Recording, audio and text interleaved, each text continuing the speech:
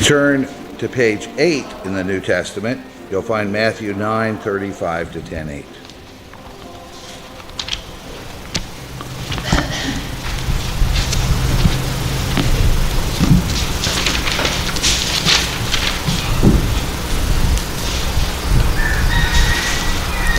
Jesus sends out the 12.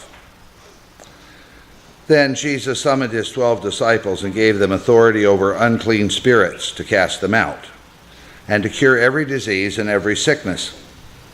These are the names of the 12 apostles. Notice, first they were disciples, now they're apostles. There's a difference there. First, Simon, also known as Peter, and his brother Andrew, James, son of Zebedee, and his brother John. Those are the 4 that were called by the Sea of Galilee. James, son of Zebedee, and his brother John, Simon Peter, and Andrew. Next, Philip and Bartholomew, Thomas and Matthew the tax collector, another James, James the son of Alphaeus, Thaddeus, Simon the Canaanian, and Judas Iscariot, the one who betrayed him.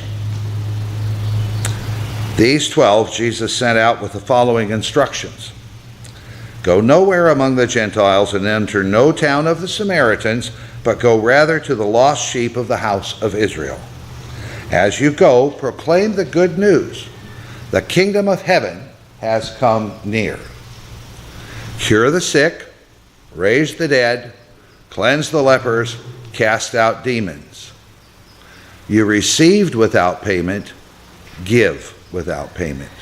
Take no gold or silver or copper in your belts, no bag for your journey, or 2 tunics or sandals, meaning I suppose spare sandals, or a staff. For laborers deserve their food. Whatever town or village you enter, find out who in it is worthy and stay there until you leave. As you enter the house, greet it. If the house is worthy, let your peace come upon it. But if it is not worthy, let your peace return to you. If anyone will not welcome you or listen to your words, shake off the dust from your feet as you leave that house or town. Truly, I tell you, it will be more tolerable for the land of Sodom and Gomorrah on the day of judgment than for that town. See, I am sending you out as sheep into the midst of wolves. So be wise as serpents and innocent as doves. Beware of them, for they will hand you over to councils and flog you in their synagogues, and you will be dragged before governors and kings because of me, as a testimony to them and to the Gentiles. When they hand you over, do not worry about how you are to speak or what you are to say, for what you are to say will be given to you at that time. For it is not you who speak, but the Spirit of your Father speaking through you. Brother will betray brother to death, a father his child, and children will rise against parents and have them put to death, and you will be hated by all because of my name. But the one who endures to the end will be saved. When they persecute you in one town, flee to the next. For truly I tell you, you will not have gone through all the towns of Israel before the Son of Man comes. That's a lot of instructions. And it may be that those instructions aren't just for the disciples right then, but for the readers of Matthew's gospel in their time. Because if you hear that, it sounds like they're undergoing persecution. And the reality is, except maybe for Herod Antipas up in Galilee, Jesus' movement wasn't big enough yet to draw much attention from the Romans. Now, we hear that Jesus here is sending them out. And it's an interesting switch. We talk about getting people to come to church, and Jesus talks about sending us out instead. We'll get back to that in a minute. The other thing to notice is the variety of the disciples. I pointed out the 4 that were called early. There's a story about calling Philip and Bartholomew. Bartholomew or Nathaniel is, and by the way, they often have different names in the different Gospels, is impressed because Jesus could tell who he was way far away where he couldn't see him. Thomas, the doubter. Matthew, the tax collector. A second James, and there will be a third James introduced in the Gospel of Acts. James, Jesus' brother. Thaddeus, Simon the Canaanian. Now, does that mean that he actually is a surviving Canaanite pagan who converted? Nobody's for sure. And Judas Iscariot, who does not fit with the rest of the group, because everybody else, except we're not sure about Simon the Canaanian, everybody else is from Galilee. Judas is from Judah. He's the odd guy out. But we think he came from a wealthy family, and interestingly enough, he becomes the treasurer. He's the guy that carries all the money. I don't know about you, but I have to have a really high trust level for treasurers, and praise God I do. And most treasurers take that very responsibly. But as we know, Judas fell prey to what often happens to church leaders. They think they get to decide what Jesus ought to do. And so part of the story of Judas is he turns Jesus in because Jesus didn't lead the kind of revolt Judas wanted.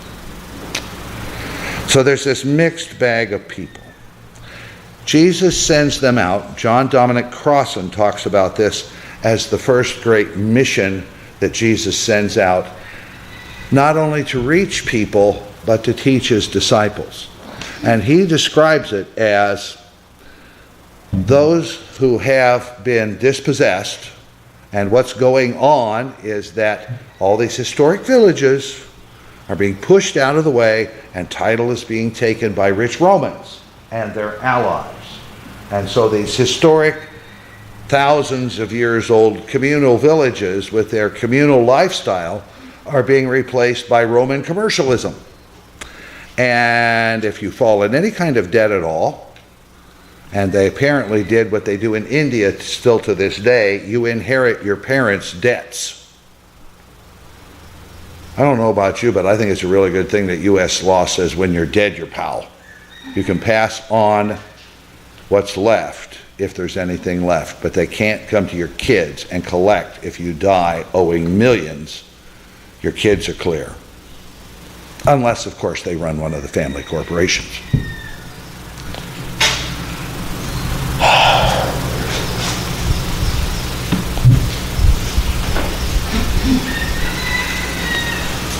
They are going out, and they're to find somebody who will let them stay with them.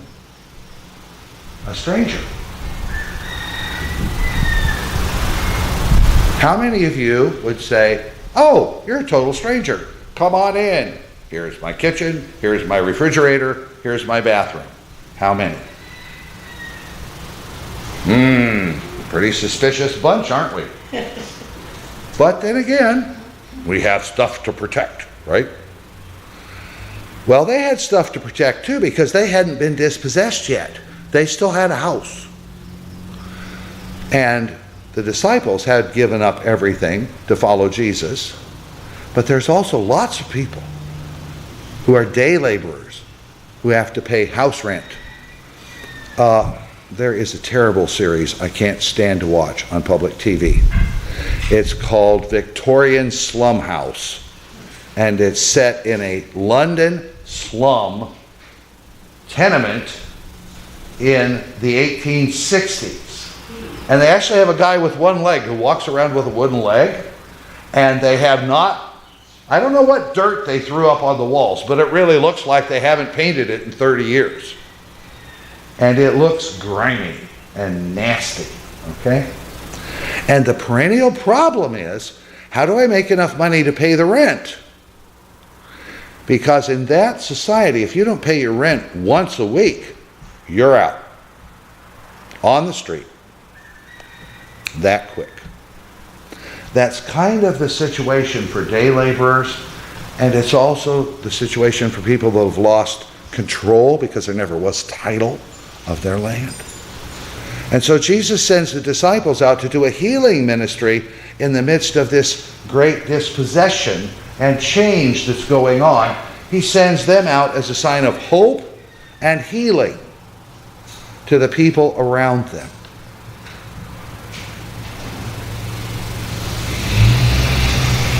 Now, the other thing I want to point out to you is this isn't just about when Jesus sent them out. It's also what Matthew wants to convey. The writer of the book of Matthew wants to convey to Christians in his time, in the 80s, 90s, 40, 50 years later, a couple generations later. They're still Jewish Christians. They're probably still in the Holy Land. They may well be in Galilee, the same setting. But notice, there's pressure. There's pressure from the Romans. There's pressure from the Jewish establishment. And the pressure is big enough that it's splitting families and it's breaking relationships right and left.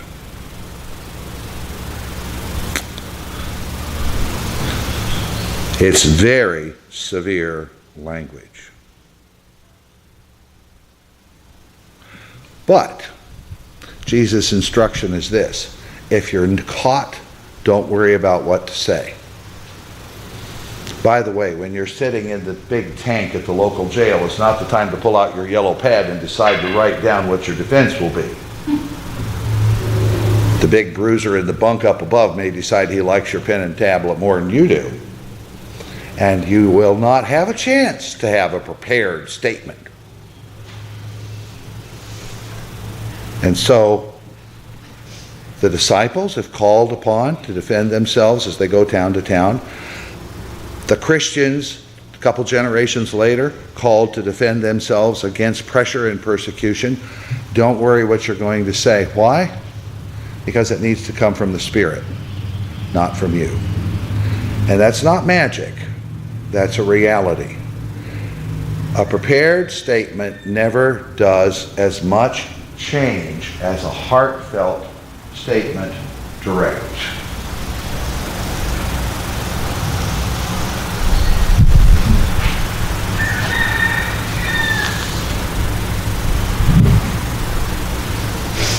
Don't worry what you're going to say. The Spirit will give it to you. Oh, how many times I wish I could do that for a sermon. But I also know that today I'm not going to give you the entire load. There's an old saying out in the Nebraska Sandhills and other grazing places. It's wintertime, and the minister goes to his church and there's nobody there.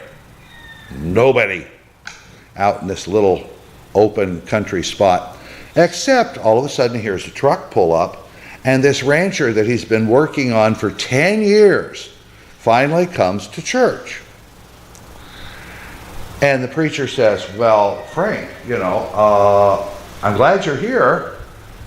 What do you want to do? And Frank said, well, if I had to go out to feed the cattle and only one cow showed up, I'd still feed her. So the preacher launched into the whole service, all of it. And when he got done, he said, well, Frank, how was it? He says, well, like I said, I'd feed her, but I wouldn't have given her the whole load. And so, with those summations, I'm going to sum up with this final one. Again, Jesus sent us out. He did not say, come to our synagogue at Saturday at 11. What he did was he sent them out to do ministry among people. And it's only later that we started to say, come into